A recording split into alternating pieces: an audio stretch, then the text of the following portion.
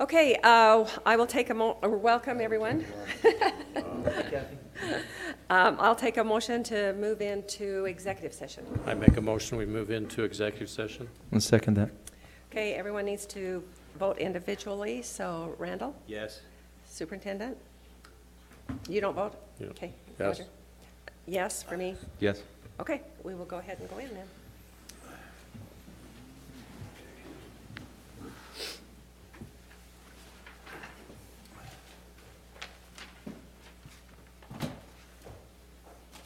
So I'm gonna try and put a name to the face. Are you, you just here, Carol Gerald? That's you. Okay. So.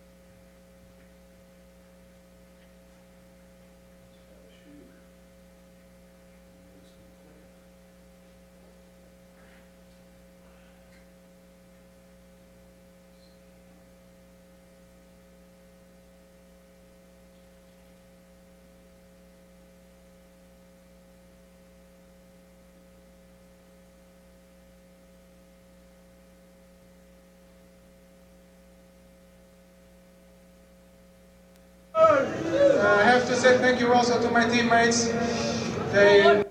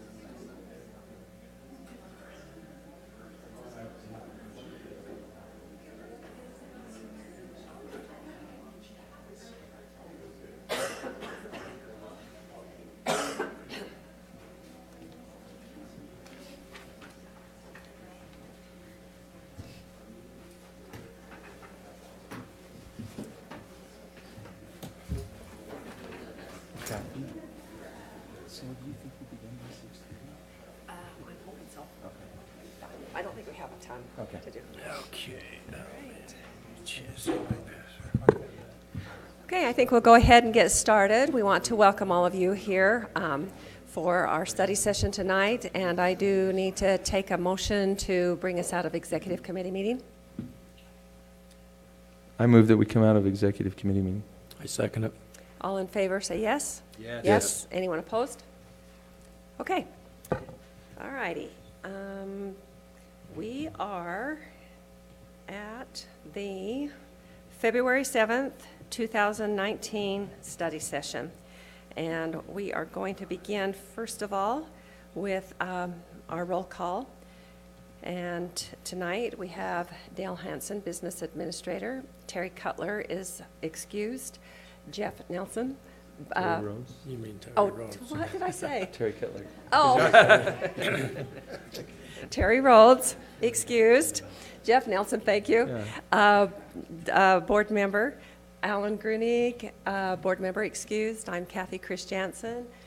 Roger Pulsifer, board member. Steve Norton, superintendent.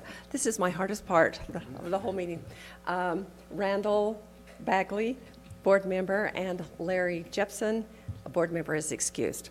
So we'll go ahead and begin with the pledge, and I will lead that.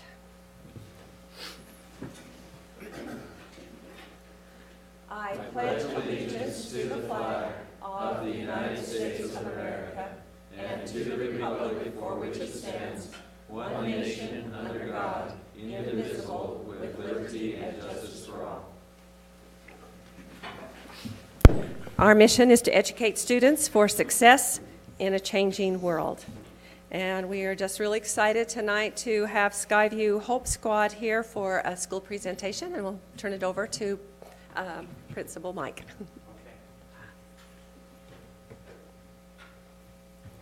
First of all, you have to turn that on. Okay. Thank you for taking some time to listen to some of our students and recognize them. I'm particularly proud and interested in what our Hope Squad has accomplished. I know many of the schools are doing a Hope Squad, but I think under the leadership at Skyview, we've done some pretty unique things, and of course this is a topic of tremendous interest right now, where we have so many people suffering from suicidal thoughts and anxiety and depression and some of those things, and so it's relevant in our schools. And so I'd like to invite Janine Justice, Kelly Searle, who are advisors for this. Janine is a counselor, awesome counselor. Blake Tubbs is also a counselor. He's doing PCCRs tonight with students, and Kelly Searle is a great teacher here at Skyview as well. So if you guys would like to come up and introduce our students, and you guys come on up with us, and we'll let you just take it from there. Mike, you want to just take that mic out? Yeah, that's probably easier, since I always have it too high. Yes, call. Okay. I'm Colin Robison. I am a member of the Hope Squad. I'm Allison Rambos, and I'm co-general of the Hope Squad. So Hope Squad is an amazing organization, and I'm just going to describe it just a little bit really quick. It's a student-nominated position where students are asked, who do you think is a good friend at Skyview, and then they nominate us, and then we are put in. And in Hope Squad, we are taught, we're not counselors and we're not therapists at any means, but we're taught how to talk to those who are considering suicide or who are even feeling down, and to give them help and where they can access help. Excuse me. So a few things that we do to do is we do the QPR training. It's the suicide prevention training. So we do that at the first of the year, and all the members take part of that, and just so that we understand the steps we need to take to, if someone comes to us and needs help, that we know how to help them and get them help as well. So QPR is one thing. I'm going to talk about a few of the activities that we've done this year. So in Thanksgiving time, we did a Thanksgiving turkey, and we had little hands, and we had kids write little things they had, things that gave them hope on the hands, and then we made a turkey out of them. That was one of the activities. For Christmas, we did a Christmas candy cane with little cards that were handwritten by all of the Hope Squad members, and it was just a little message of hope for them to give to every student at the school got one, just with a little candy cane. And then we recently just had Hope Week, and so I'm going to have her pass out just some things that we gave to the students.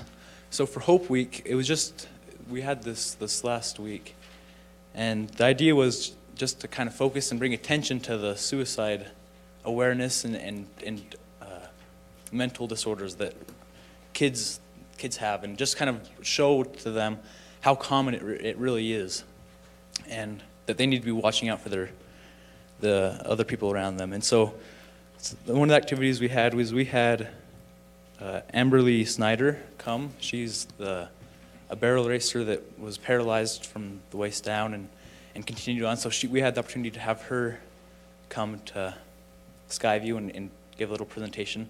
And she did a great job, and a lot of kids took a lot of meaning to that. And I believe this is Cyril's friend that she was able to get hooked up with. So that was pretty cool. And then throughout the rest of the week, we were able to get some team up with another organization at the school, and we were able to have Puppies in the Commons, just kind of a relaxing, chill day. On Wednesday, we handed out those lifesavers, just kind of to bring attention to that.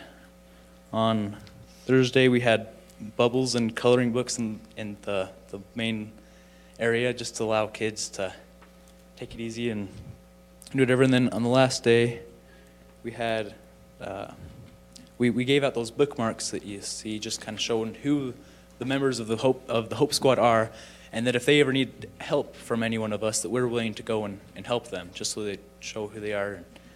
And then we also, that same day as it was meme day, so we dressed up as our favorite meme, and a lot of students participated in this, and we had a good turnout, and it just allowed us all to talk to each other, and it was a good time. I don't know if we have to have a show of hands, but if you know what a meme is, it's school education. Yes. I first thought you said mean day. Not mean. Meme. Like, yes. Sorry about that. Okay, so let's see. I'd like just the impact that I think Hope Squad has given to the school is when last year, when I saw the Hope Squad members, I wish I could have been part of that, just because I saw the kids, the type of kids that were on it, and I wish I could be part of that. It was kind of cool. I've had experiences where I've had kids talk to me, and so I just wanted to be able to help that. So I was fortunate to get nominated to this year. So we opened this year we did a program that's called Hope Heroes, and so that's the kids that didn't get nominated but still wanted to join, and so we got them a T-shirt, and they help us do the program. And so personally, I think this program has really helped. I think it just gives those kids an opportunity to be able to, if they need help, that they know where to go. It just gives them a place to go. So that's kind of a program. I'll let her share. And so this is actually a really cool experience that happened the other day to me, but in class we were talking about where can we go when we need advice, when we need someone to talk to, and people are saying, counselors, teachers, parents, religious leaders, but then somebody just said Hope Squad, and immediately everyone in the room was like, oh yeah, they're our friends. And it was so cool to recognize that the word hope's going around more in the school, that people know that there are friends in this school, that there's places that they can turn to. And from this organization, even starting, and even though it's at the beginning, and I know it's going to continue to grow, there is so much more hope just going around for people, for kids, and it's so amazing to see. And then lastly, is there any questions that you guys have? Any of you two adults want to say anything? What a great compliment to you guys for being nominated to be on this committee. It sounds awesome. And I Really will awesome. say, and they won't, they're too humble to say this, but these are kids at our school, and I've observed it many times. Somebody's eating lunch by themselves, and they're the ones that go out and sit with other kids and make friends. And Great. they've taken some of our kids that have struggled at school under their wing, and so it's very much appreciated. Yeah, those little small things make all the difference in the world. We would like to get a picture of you for the website, so if you just come up here and turn around. Thanks and, for your we'll efforts. get Yeah, picture. that's a great. Thank you. Thanks.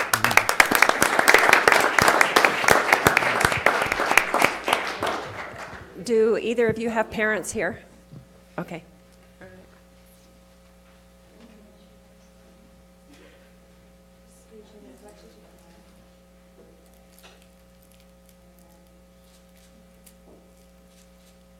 Thank you.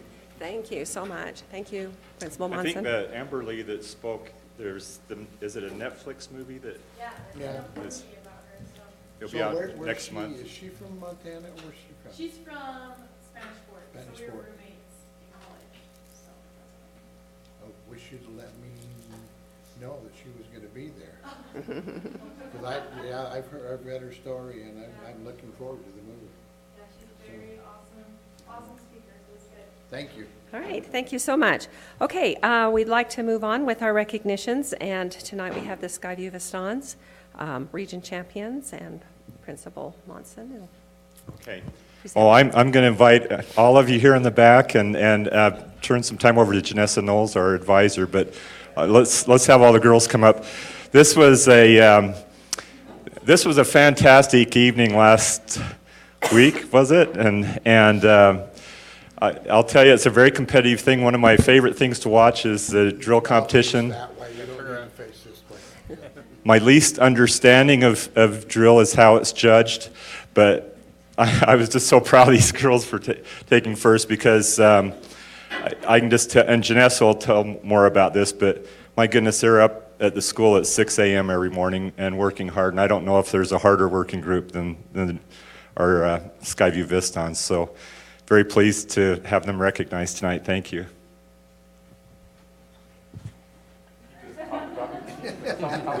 Oh, if I talk, I just cry. Okay, these are the Skyview Vistons. We're missing a few, but they won region on the 22nd. We came out with 2 firsts and a second, so that put us on top for region champions. Principal Monson said, they are the hardest working group at Skyview. They are there every day, 6 a.m. after school when they can, and they work so hard, and they are so deserving of what they've achieved this year. So I'm so proud of them.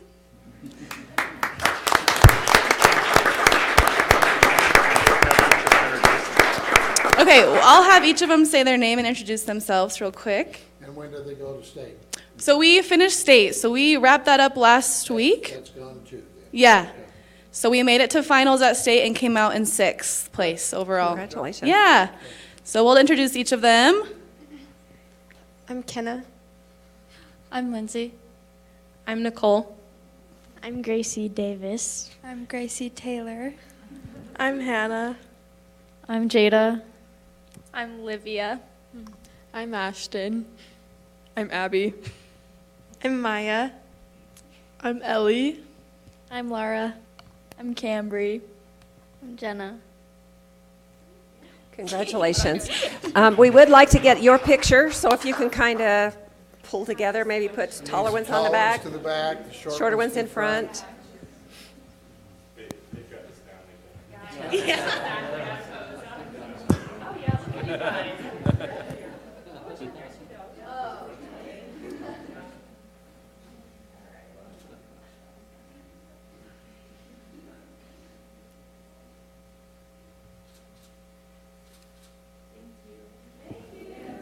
Congratulations, girls.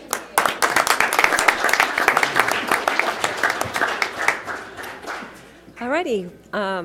We thank all of you who have come for the recognitions, and you're welcome to stay, but if you prefer to leave, this is a good time to sneak out.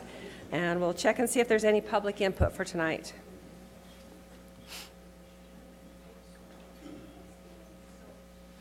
Okay. All right, then we will move on to our reports agenda, and we will begin with the Lewiston Elementary Trust Land Amendment with Principal Lindsay Burke.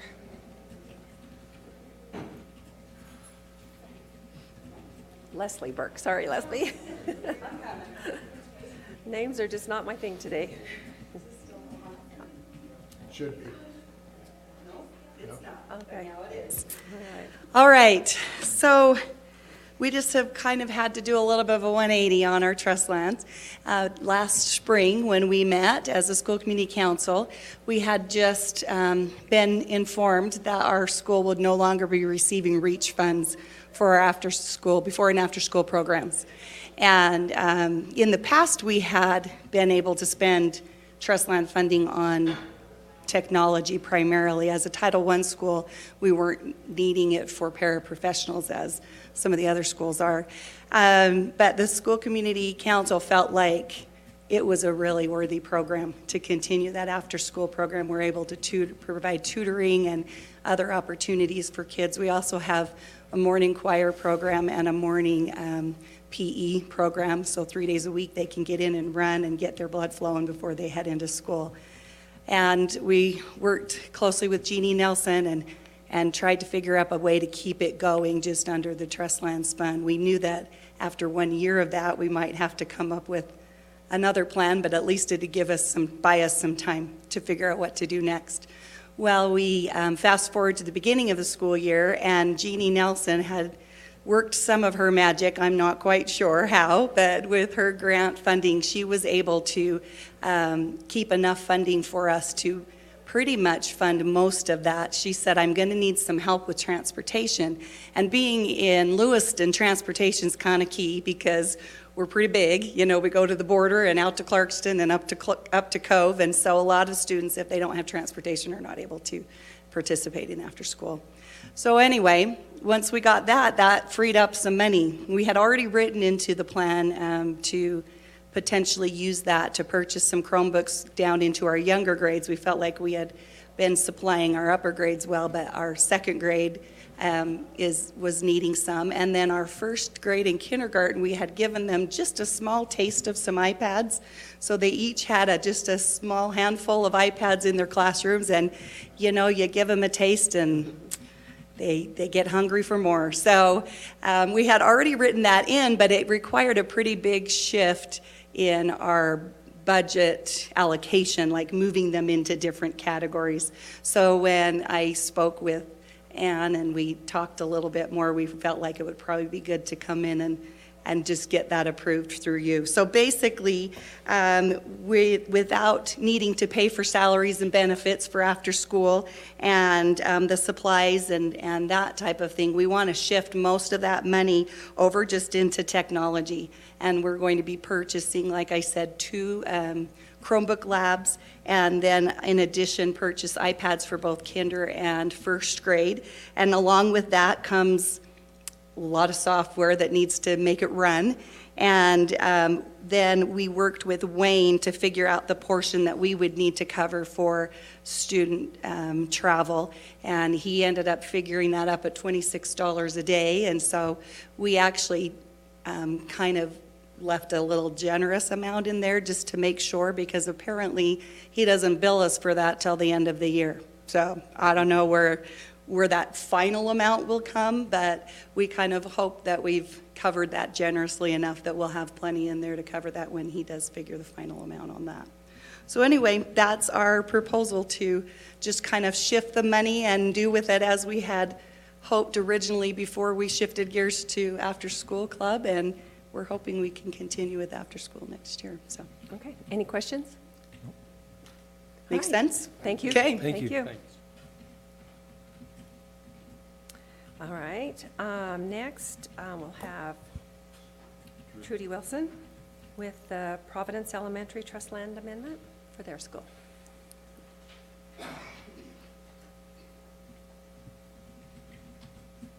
I told Leslie she didn't need to talk very long because I didn't have that much to say, and she kept talking. Thank you for letting me come before you tonight Basically, our school community council has looked at our funding as far as what we've spent so far this year.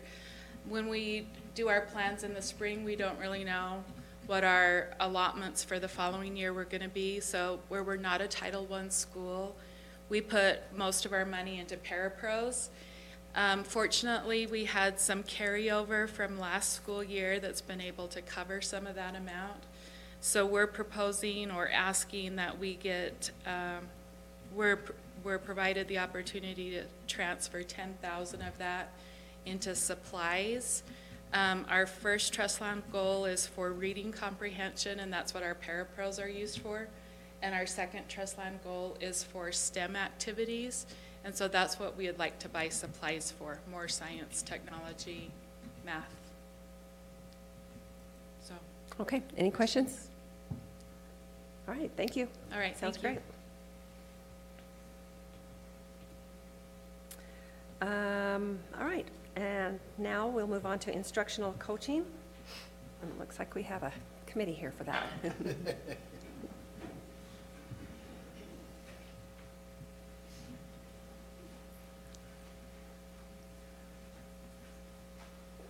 Hello, we are your instructional coaching team.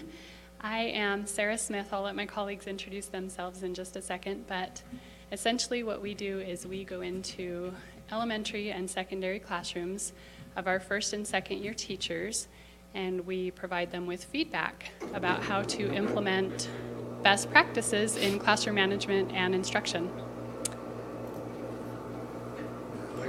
Should I pause? I feel like I should do the Jeopardy theme song or something.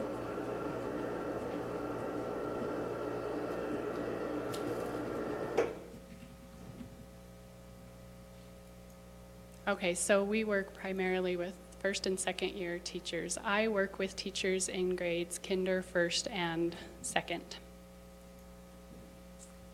My name is Audrey McKell, and I work in the upper elementary grades, 3rd, 4th, 5th, and 6th.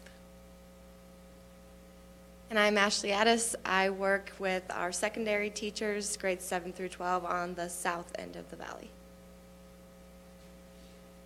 And I'm Darren Perks, and I work with Ashley for the 7th through 12th in the secondary schools. So for decades, the primary method for training teachers has been one-day in-services, where we bring teachers in, we give them a one-day training for best practices, and then we hope that it takes. And in the early 2000s, a lot of research started being done in an effort to gauge the effectiveness of this. And the terrible news is that we found it was not very effective, that after 6 weeks following an in-service like that, less than 1% of teachers were implementing the practice that had been proposed with fidelity. So we decided that there had to be a better way, and roughly 15 years ago, we moved to what's called instructional coaching. Thank you. This is what we've seen now 15, 17 years later after moving to coaching, where an educator goes into a teacher's classroom and gives him or her feedback. John Hattie, you may have heard of him, looked at over 1,400 meta-analyses. So I want to point out that's not 1,400 studies, that was 1,400 studies of studies. It involved over 300 million students, and he examined 251 influences on student performance, and what he found was that teacher feedback consistently fell into the top 5 factors that improved student performance. That when we told teachers what to do to improve their behavior, and when we corrected the mistakes that they were making, we saw tremendous impact on teacher performance and student achievement. So it had a 0.75 effect size, if you know anything about his effect sizes. So that's why our district adopted coaching as a system, is because we found that there was just nothing more powerful to influence teacher behavior. So as part of that research, we now use the information that we're finding to provide service for these teachers. And one thing is through the TIPS program, and that is the Teacher Induction Program for Success. We just say TIPS a lot. But our TIPS program is where we create a foundation for all the teachers that come into our district. So they all have the same idea about the expectations we have in the district. And then we use the impact cycle, the picture you see on your screens now. And this impact cycle comes from Jim Knight's research. And how this works, you can see the little image there, and that's what we follow. We start out with a pre-coaching conference where we meet with each teacher individually. And this is where we go from now learning in tips, where we have everybody on the same page, and now we individualize it. So we sit down with the teachers, we find out where they're at, where they need to go, what's going to happen. We explain the impact cycle to them. And then we set up future dates for our visits. Our second one is we videotape their class, parts of their class. And then they fill out a video reflection where from the video, from watching what they see happening in their own class, we meet back again and we discuss the reflection and we set up goals. And that's the first part of the impact cycle. So once we've established that current reality via video and have set that goal with the teacher, we then follow up with subsequent support sessions. And that's typically hovers around 4 to 6 visits where we come back and provide whatever resources or support that teacher needs in order to achieve his or her goal. That might be gathering of resources. It might be helping them plan or unpack their standards for their discipline. It might be teaching a model lesson or a portion of a lesson to model a strategy being used, or even role-playing one-on-one with the teacher. A lot of feedback along the way on the progress that they're making, a lot of dialogue, and guiding them to be more reflective about their practice, with the end goal of capturing on video them achieving that goal and feeling that sense of accomplishment that I made it, yay. And then we repeat that cycle as necessary with a new goal and a new objective.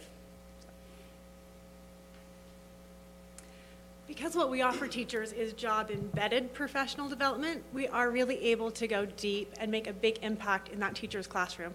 And to help illustrate that point, I'd like to share a couple of stories that I've had, experiences I've had with teachers working as their instructional coach. The first happened last year with a first-year teacher. When I went into her classroom, I immediately thought, oh my goodness, she might want a lot of intensive support. When I go into a classroom and I see something that I might take issue with, either as a principal or as a parent, I kind of red flag in my mind, this is a teacher who might really want some additional support. And she did. She contacted me after in tears saying, this is kind of a train wreck and I don't know how to tell my parents that I need to go back to college because they paid for this degree and I can't do it. I can't hack it. I don't like it. And I'm not very good at it. Go ahead.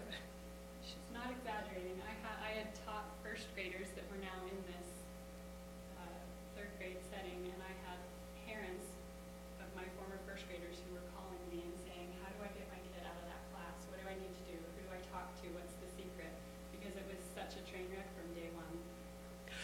But I was able to talk to her and say, hey, it's not that bad. And she said, well, I hear you're not evaluative, and if you're really here just to help me, I could use the help.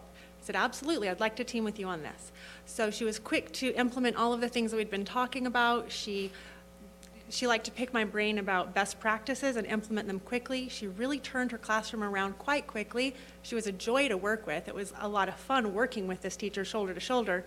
And at the end of the school year, she had the highest test scores of her grade level as a first-year teacher, and one of the highest within our whole district. So she was a lot of fun to work with. This year, I also had a teacher who was struggling in some of the same areas, but unlike my first teacher, she wasn't as receptive. She thought that her classroom was going to be different because the students in her classrooms were DLI, and I don't understand what it's like to be a DLI teacher. Or these kids have a lot of issues that you don't understand about, and they can't do that.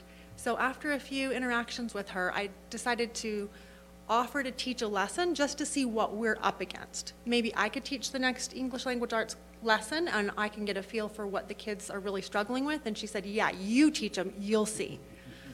So I did, and I promise, and every teacher I work with, I promise this, I'm not the expert, but I know we'll both learn by sharing our best practices. So I said, I'm not the expert, I'll come in and we'll do this together.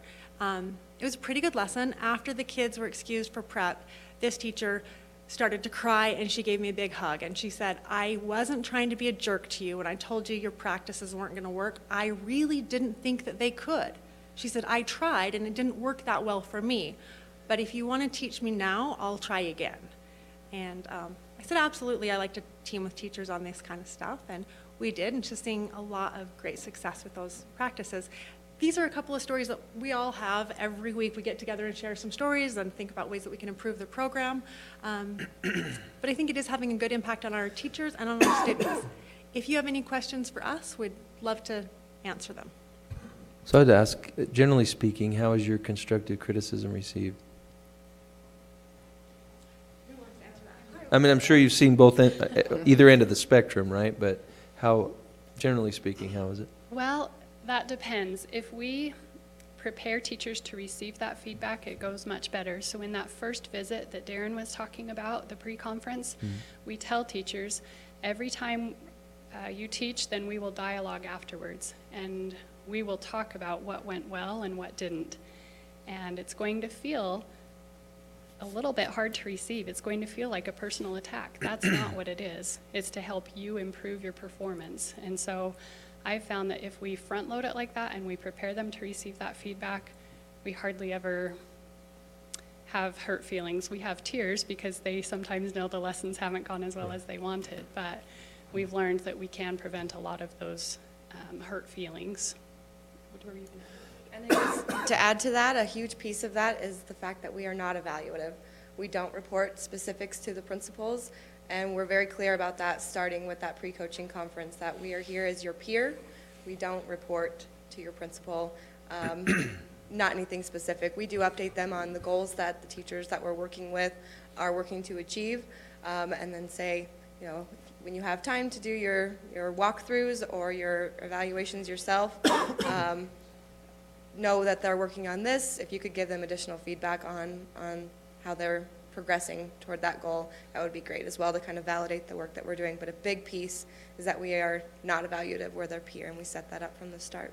Yeah, you're there to empower them, right? That's the... We also do a lot more listening than we do critiquing and feedback. So a lot of it is listening, and they want to know, but how can I do this? How can I implement this? Is it just for the new teachers, or do veteran teachers get some of that help as well? So right now, the way that it's set up is we have every first and second year teacher in the district takes it. And that's whether they're a new teacher or they're a teacher coming from another district. That was actually just implemented this year. So they're still kind of getting used to that. But then principals can request that other people, and people can request themselves too. We can have teachers who just ask for help, and we'd be happy to do it. So it's pretty much open to anyone, but the first and second year teachers are required to do it, as the program is working right now. And it's been nice too. One of the things we found, that some of the teachers coming from other districts that have experience have been great resources for our brand new teachers who are teaching for the first time. Oh, yeah. So in our TIPS programs, that's a great place for them to build relationships and communicate. And we've seen some really good improvements just from that. So Awesome program. Yeah. You do it if their caseload would allow.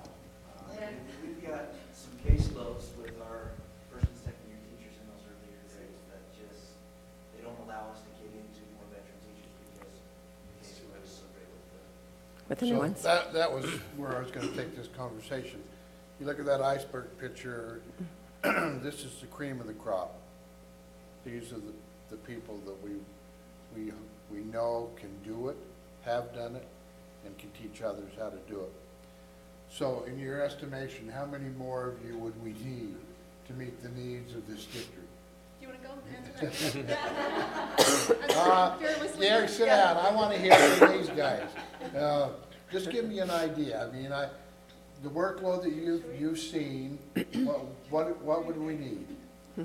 And just be honest. We're just trying to figure out how many do we need to budget for to make sure that we're getting all the teachers who need the help. What we would really love to do in a perfect world is have one coach per grade level, somebody who could really go deep with the standards at that grade level, with what assessment should look like, with what best practices look like, with what's developmentally appropriate. We would love to have one coach per grade level. In the elementary. In the elementary, yeah, certainly that wouldn't be necessary for secondary, but in the elementary, we would love to have that as it. Let me tell you what would be Plan B, if that's not possible, would be to have chunk the grade levels. So perhaps a kindergarten coach, a first, second coach, a third, fourth, and a fifth, sixth, and maybe even to split it north end, south end, because as it's designed right now, Audrey and I share 17 elementary schools, so we go all over the valley. We just can't do as many cycles with those first and second year teachers as we need to do. I think, what do you have, 58 teachers on your caseload? Yeah, you can't do a lot of cycles with that many teachers, so to split it up by grade level and even then by region would also be helpful. Can principals request that you help a certain teacher? They can, but priority is given to our first and second year teachers. So if we have availability and opening, then certainly we will go in and help those veteran teachers, but not at the expense of not helping one of our new teachers. Okay. And for secondary, I guess shooting for the moon, it'd be great to have one per school. But where Darren and I, this is our first year, we're building the program. He and I each work half-time as coaches. I still have my English language arts responsibilities, and he teaches half-time at Green Canyon. So we're still building the program. I think we each have around 25 teachers that we're working with. It's a lot, but where we've split the valley geographically, it's been manageable. I do not know how these ladies go across the valley, 17 different schools. It's intense. But one per school down the road would be ideal. But if we're going to prioritize, our elementary ladies could really use some help. All right. Thank you. Thank you very Thank you. much. Thank you, Sounds yes. great. Really great. Thank you. Thank you.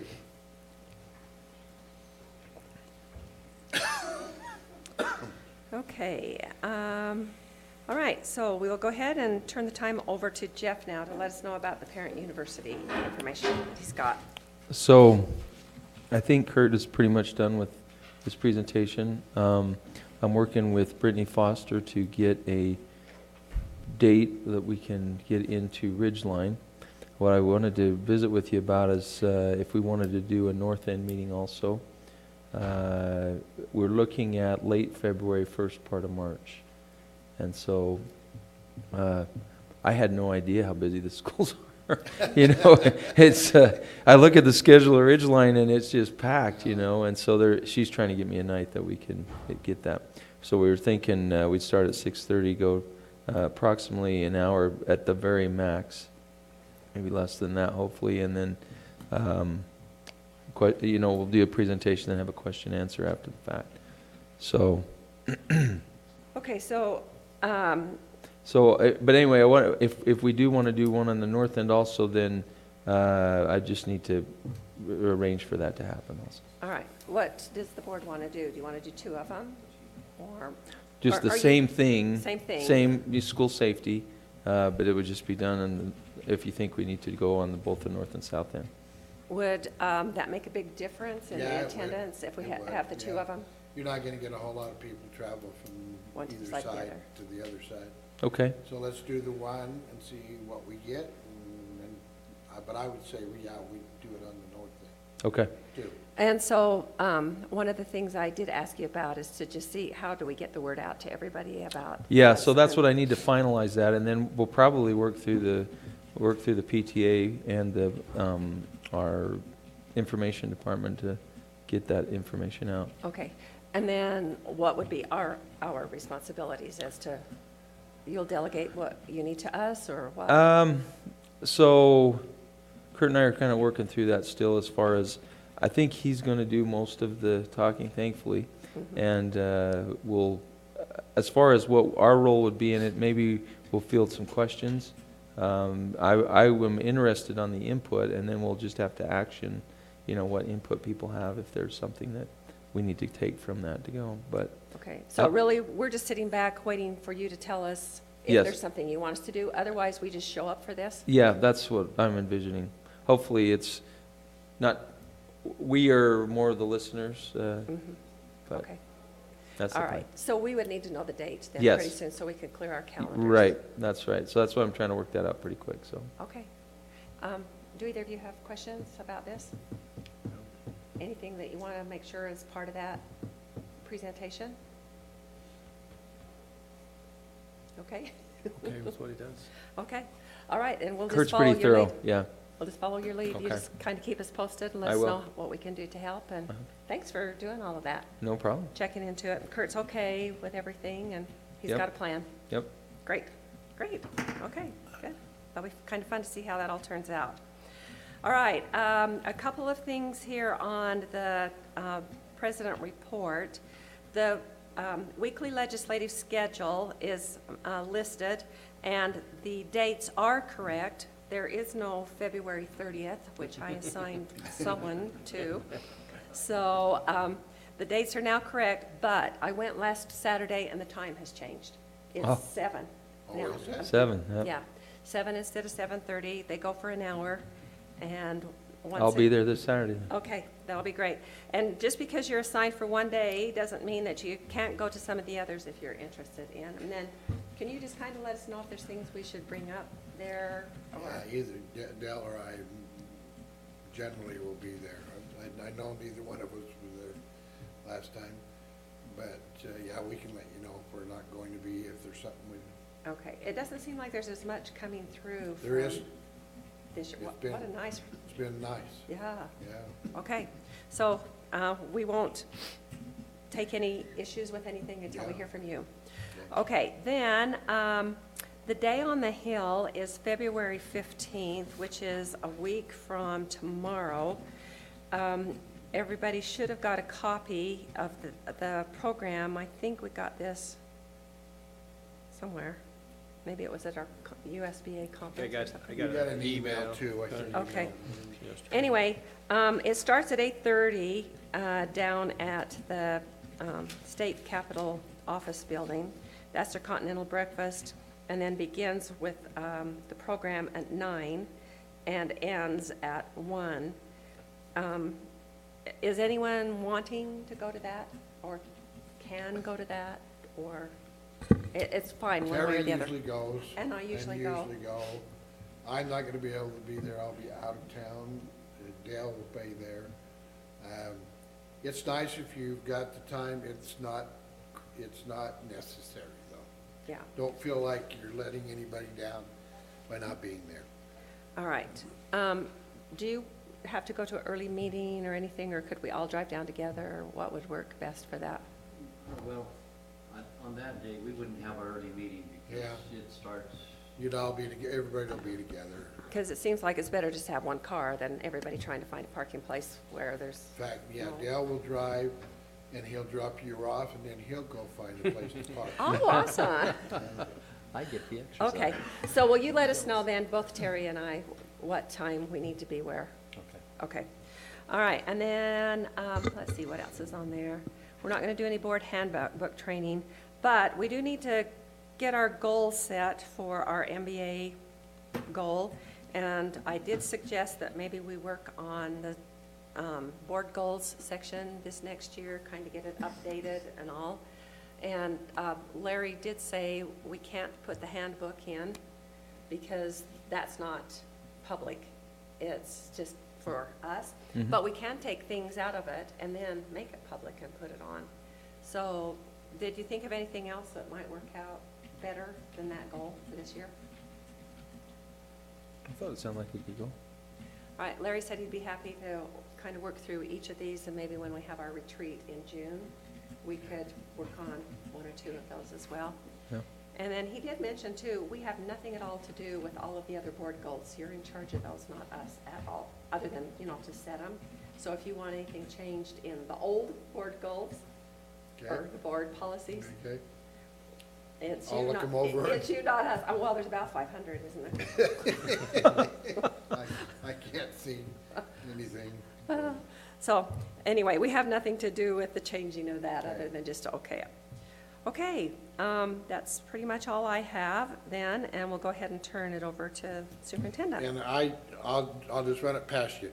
Mike was gonna make a presentation in my time slot about secondary testing and the results, but you got 3 board members absent. I don't, and Yeah. he said he'd be willing to come back Oh. Okay, thanks. Do it next time or tonight, so you guys make the choice. But I'd like everybody, board Yeah. member, to hear it.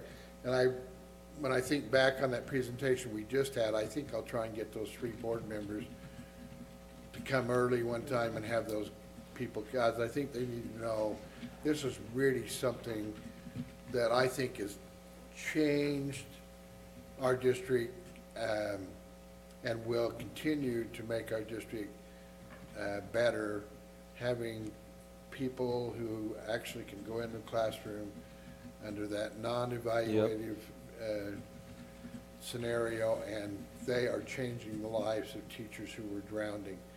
Now, we've got other teachers who are treading water, and they could use some help too, so I'm glad I heard the numbers. They can be reached.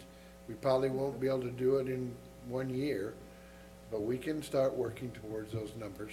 Yeah. They're not out of line. You know, at the national conference last year, I went to a workshop where it was the book that I had you get for everybody, that it was the guy. Yeah. Anyway, he said, you're just kind of throwing stuff away if you fire teachers who are ineffective. What you need to do is train them. Yeah, turn them into a teacher. Yeah. He said, because your chances of getting Yeah. somebody just like that are the same. And the best thing you can do is get that personal, professional development Yeah. to those teachers. And all new teachers want to be successful. And all new teachers know when we're not. Yeah, When they that do. lesson didn't work or something is not happening right, and we have no idea how to fix it. So I am really happy that we have this program going. So did the so the only ones that are still teaching part-time are the secondary ones? Yeah. Those others are Ashley, full-time? in teaching, she's helping with curriculum, but Darren. Darren is teaching half-day, yep. And I don't know if he wants to give up that connection. He's enjoyed that connection this year. He didn't want to step Yeah. into the classroom. Yeah. He still loves teaching. Yep. And that might be a model we'll have to adopt for those who want to continue doing what they love. Oh, yeah. They like to help, but they don't want to give that up totally. Yeah. And that's okay. Well, if you're in the classroom, you're still learning. that's true. Yeah. Which gives you a really great source of information to pass on. Once you're out of the classroom, like, I'm not even relevant anymore. Yeah. I mean, I hear anything you. I would say, Yeah, I hear you. just isn't worth anything anymore. And in So deference there to is your, that. what you just were espousing, a great mentor of mine whose name was Dudley Flood, who most of these administrators have been exposed to for years. He said it this way in a talk that he called The Intangibles of Leadership. He said, you don't fire your deadwood, because he said if you do, the next one down the line is just going to become your deadwood. Mhm. So he said you have to take care and Train. bring them on. Now, Train them. if there's true, some can't make it. Some just don't have it, and you give them every opportunity, and then you say, we got to find you. You don't just kick them out into the world. You say, we're going to find you another profession that you probably could be more successful for, because they're not enjoying it either. Yeah. Right. They're just in a world of pain, because nothing goes right from the day they start the day till the end of the day, and then they go home at night worrying about having to do it all over again. Yep. Yep. Well, that was awesome. Okay, all right, anything else that we need to cover? Well, thank you for being here, Randall, Roger, Jeff, and Good Dylan, ball Steve. game Friday night, Skyview Green Canyon, if you want to see a couple of teams that really want to, Where is that? at Green Canyon. Okay. And if you don't get there early, you won't be in. Both those games, both those, when it's at Skyview or Green Canyon, they probably let more than should be in there. Amazing. Okay. Well, thank you, board members, for all that you do and support and take assignments and fulfill them so well. And thanks to our district people for being here and the great work that you do. And we're glad that you came to visit, and you're welcome to come back anytime. All right, this meeting is adjourned. Thanks, Kathy.